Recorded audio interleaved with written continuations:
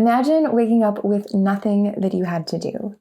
You might have things that you could do, of course, but nothing urgent. A day to do whatever you wanted, just like on the weekend or in the summer when you were a kid. Well, okay, I know that it's probably going to depend on the day for you, what you feel like doing. I'm the same way. There's always like this list of things that you have to do in your mind, but to imagine like if that list was gone and you just had a day that you could do whatever you really, truly wanted. I think that's one of like the tragedies of adulthood is that most of us have forgotten. Knowing what this like ideal kind of leisurely day might look like helps me make better choices when I do have, 30 minutes, an hour, 4 hours in my day, and I really want to take that time to slow down and relax. So I'm going to talk about that today. I'm not going to be talking about like resting, napping, relaxing, things like that. I'm going to be talking about like specific, concrete things that you can actually do to slow your pace of life down a little bit. Oh, and I should also note that like none of the things that I'm talking about here involve leaving my house. Okay, so the first thing I would do is I would start with compassion. And this is not like I welcome compassion into my life or like something like that. This is just a very practical way of like approaching how I think about my day and what I'm going to do and how I'm going to do it. It means taking into account the fact that I'm human. It means allowing myself the margin and the room to make mistakes or to not get everything done. And it also means extending that same grace to other people. So if you're familiar with Gretchen Rubin and her work with the Four Tendencies, she talks about it in her book, Better Than Before. And that's one I've actually read. But then she has a whole book on like the Four Tendencies, and it's like upholder, obliger, questioner, and rebel. And the names are pretty self-explanatory. I'm an upholder, which means that I do my best and I tend to succeed, or at least I'm trying my very hardest to meet my own expectations and also the expectations of others, either perceived or real. And while that makes me like a very good like employee, it makes me, it makes my drive to achieve pretty hard. It does have a big shadow side, and it's that it's very difficult for me when I don't get things done. I feel like I should be able to do it all. Everyone's burnout timeline is different. But it feels like burnout happened to me very, very fast in the workplace, especially when I look at other people and like hear their stories. Some people don't burn out till they're like in their 40s or their 50s. I burned out in my 20s, and I don't think that that's because I'm necessarily like a super hard worker, like more than those people. I think it's just that I am literally like a human hamster at times, and I'm just trying to keep the wheels spinning of my own expectations, of others' expectations. And so that can be a really difficult life to live. And if that is your life, if you are on a treadmill or a hamster wheel or whatever, I think starting with compassion is one of the best things you can do for yourself. And I would argue that this is one that you probably need to do as often as you can every day. Well, every time you catch yourself like trying to measure up to a specific standard that is just really unattainable. Like, start with compassion, even if it's an attainable standard, even if you're like, this is something I should totally be able to do. I should totally be able to nail this. Take the shoulds out. Start with compassion toward yourself, toward others, toward like the situations that are causing you to be late or behind or not reach your own expectations or others' expectations. Just practice compassion, most of all for yourself, but then also take that compassion you're giving to yourself and try to be able to give it to others. So I definitely struggle with this. I think that's pretty clear from the difficulty I've had like explaining it and just explaining the difference that it makes. It's definitely like it's an everyday struggle for me. And one example of a place that I think I've done this well recently is as we are, we're still grieving, but we're like starting to recover from some bad news that we had at the beginning of May. And just being a little more compassionate with myself and realizing like I am grieving, even if I don't feel like devastated all the time. And so you can sort of see that on display in one of my recent videos where I was like getting my life together. I did a little bit of a vlog style. And you can just sort of see like how I planned that. And I just was saying like right at the beginning of the day, I'm not going to be able to get all of this done and I'm going to be okay with that. So You can check that out in the cards, but I also just think the most important part for this is not necessarily like, oh, like, let's see how she did it, but like, how do I do this for my day and my life? The second thing is to have some sort of morning routine. And now I am not a stickler for like, you always have to have a morning routine and you always have to do it.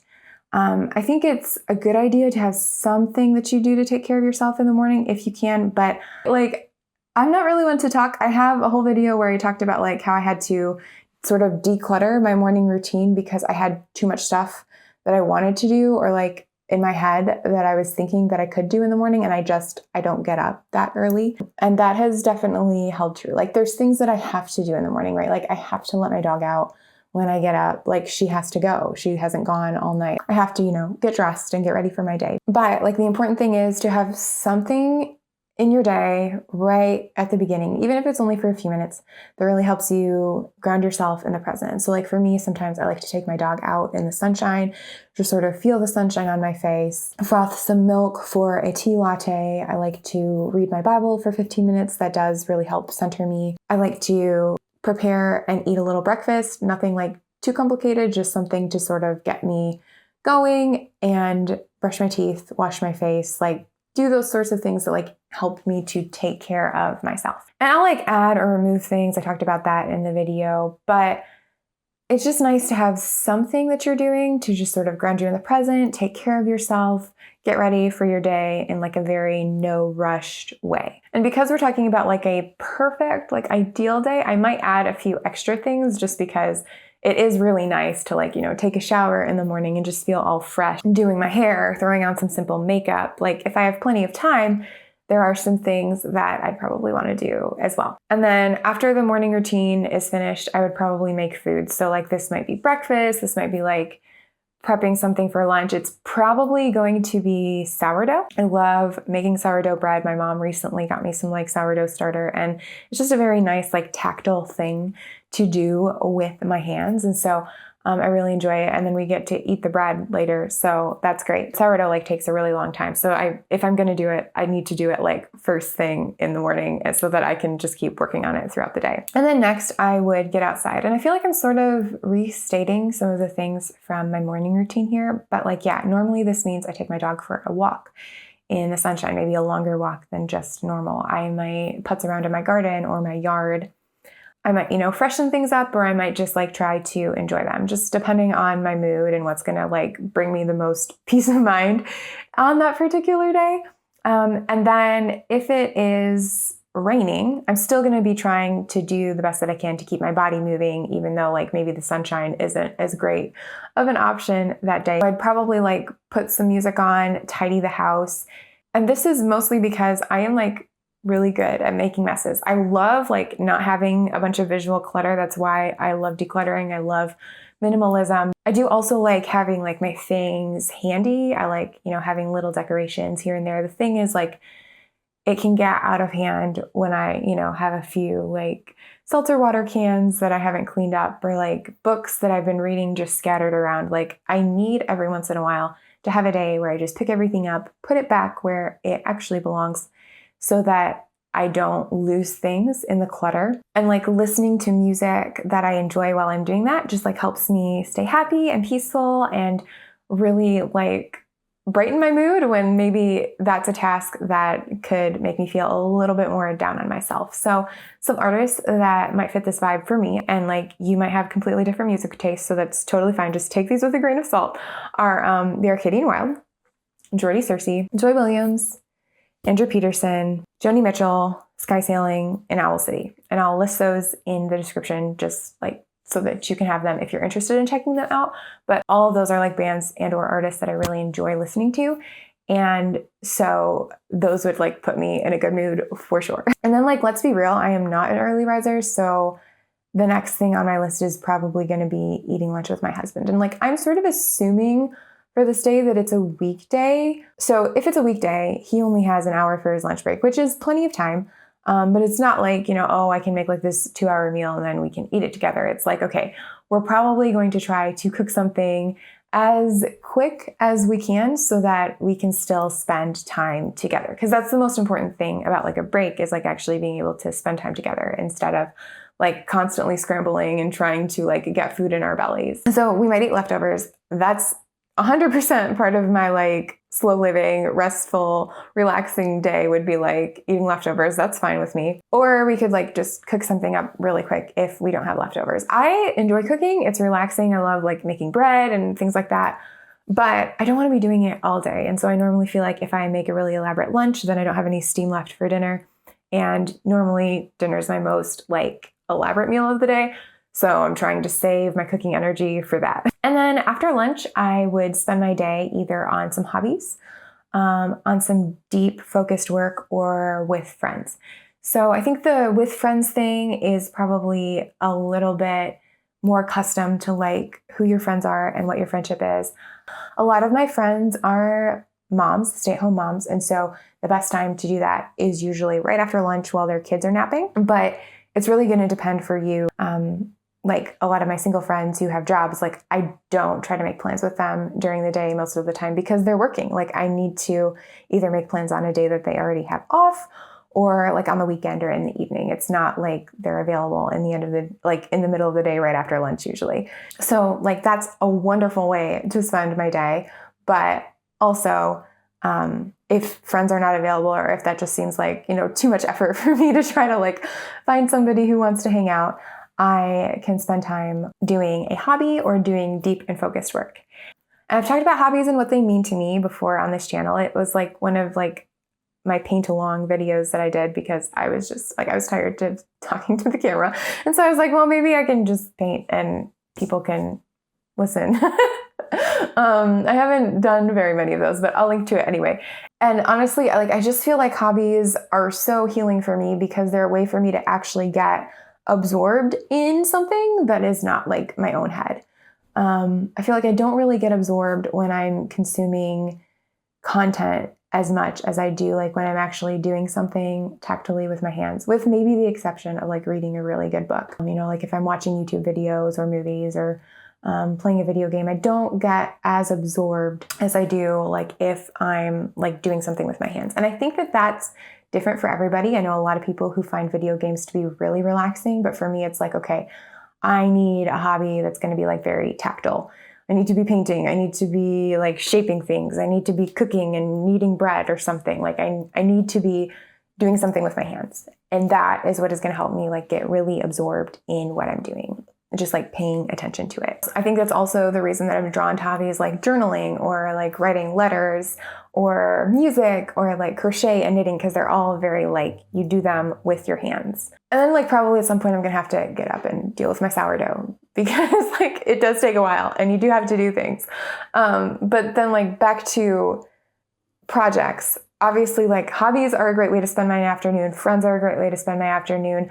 But also like deep focused work is a really great way to spend the afternoon. And I feel like this is maybe not what you were looking for when you clicked on this video, but I think it's worth noting that like, I don't think that work itself is necessarily what's holding most of us back from having the like slower pace of life that we want to have. I think a lot of it is like the pressures of our workplaces. And thankfully, like I work for myself now. And so while my schedule isn't totally dictated by me because I have deadlines for the writing projects that I have to do, I have a lot of say in when I'm working on things. And I also don't spend a lot of my time like in meetings or doing like a bunch of extra admin work. I just have to do what I need to do to upkeep the business. And that's pretty methodical and orderly. And so one of the perks of working that way is that I get to do more deep and focused work way more often than not. I don't have to like check my email constantly or be like attending a bunch of meetings that like don't really have anything to do with my work area, but like also I need to be there so that I know what I'm supposed to do. Like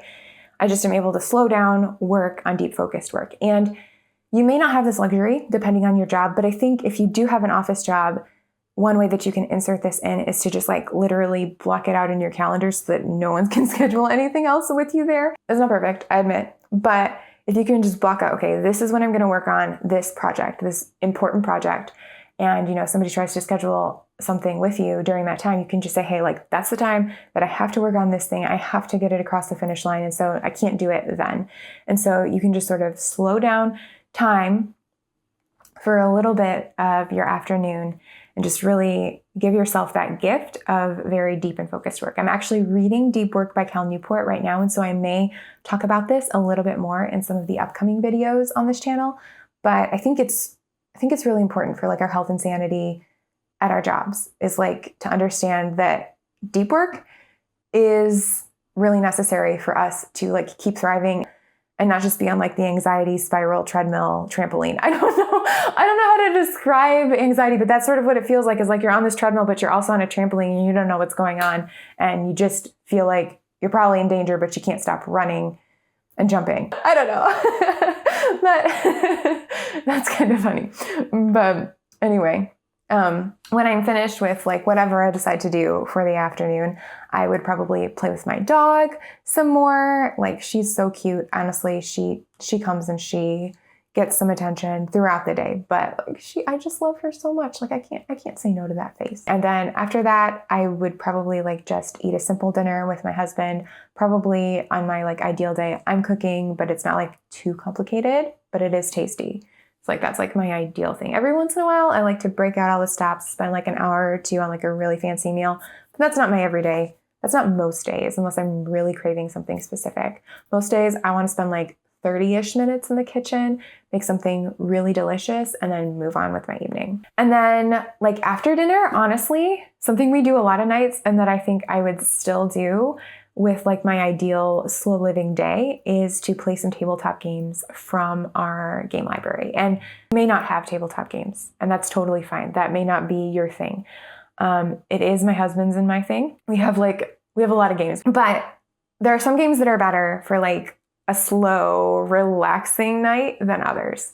Like for example, we're currently playing this game called Frosthaven. It is amazing. I love this game. But it is like every time you sit down to play it, it's like a 2-hour campaign. It's complicated. You're leveling things up all the time. It gets stressful sometimes. You're trying to do things and sometimes it doesn't work out. And like you're working together, but it is intense. It's amazing. It's complicated. I would not recommend playing it on like my super ideal, slow living, peaceful day. Like, I want to do it sometimes. I don't want to do it if like I'm really trying to slow my life down. I also probably wouldn't go for like a super competitive party game because those tend to get a little bit wild and crazy. Maybe like feelings get hurt a little bit. Now, like in my case, we only have 2 people in our house right now. And so that's not really an option. But it could be depending on how many people you have around.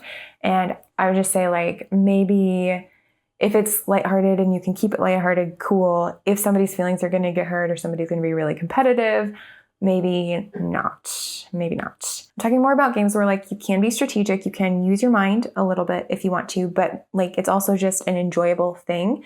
You feel a little bit like you're solving a puzzle, and so you don't necessarily care if you win at the end. And so some of the options that we have from our game library that I think would fit this are the games Bonsai, Wingspan, Letter Tycoon, Stardew Valley. Stardew Valley is a little bit more on the complicated side, but it is really relaxing and cute, and I love it. Sequence, we have like this States and Capitals sequence, which I absolutely love. Warsaw, and Trekking the National Parks.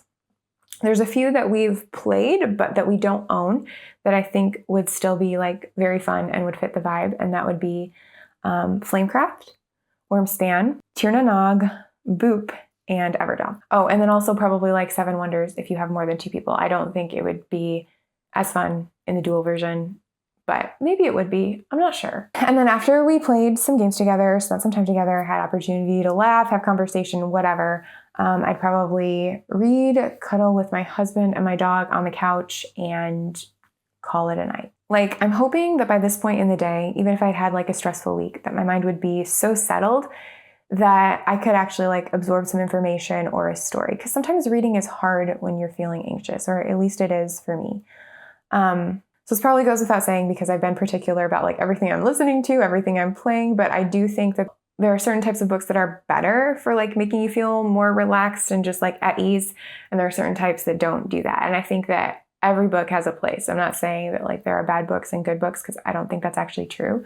But I do think that if you're trying to relax right before bed, there are certain books, at least if you have anxiety like I do, that, might not help you be chill and sleep well. And so for me, like, I pretty much don't read thrillers anymore. I used to read a lot of them and I enjoyed them so much, but it's just kind of not worth the lack of sleep and the like extra anxiety. I'm way more likely to settle in with like some nonfiction, some poetry, a like cozy mystery. So like here are some books that I've read that I feel like fit this vibe. Nonfiction. And I've read all of these like somewhat recently. So if you have questions about them, feel free to leave questions in the comments, because I should be able to remember about them. But in nonfiction, The Antidote by Oliver Berkman, that one's really good. It's about like trying to find happiness and how that like actually keeps you from finding happiness. Digital Minimalism by Cal Newport. I've talked about that several times on this channel. The Garden Within by Dr. Anita Phillips. And The Ruthless Elimination of Hurry by John Mark Comer. I think that one in particular is really good for like a slow living day, because he's really talking about like slowing down. Poetry. I have this book that I was reading through this spring called A Poem for Every Spring Evening. I didn't actually read it every single night, but it was really fun to be able to like open it up to the day and like read just like a little poem about spring. That was fun. The Book of Common Courage by KJ Ramsey has been excellent, very healing if you are going through a tough time. And A Thing Worth Living In by Felicia Masonheimer. Cozy mysteries, I would recommend Jade Dragon Mountain by Elsa Hart. Really, anything by Elsa Hart, she's amazing. Anything by Agatha Christie, and The Magpie Murders by Anthony Horowitz. That's like a Agatha Christie vibe, but like definitely not Agatha Christie novel. I really like it. And then I would probably turn in and go to bed. So that's what like the perfect slow living day would look like for me, at least in like my first way of imagining it. So I'd love to hear what it would look like for you. I'm always looking for new ideas, so please leave those in the comments. And yeah, I hope you liked this video, and I will talk to you again soon. Bye.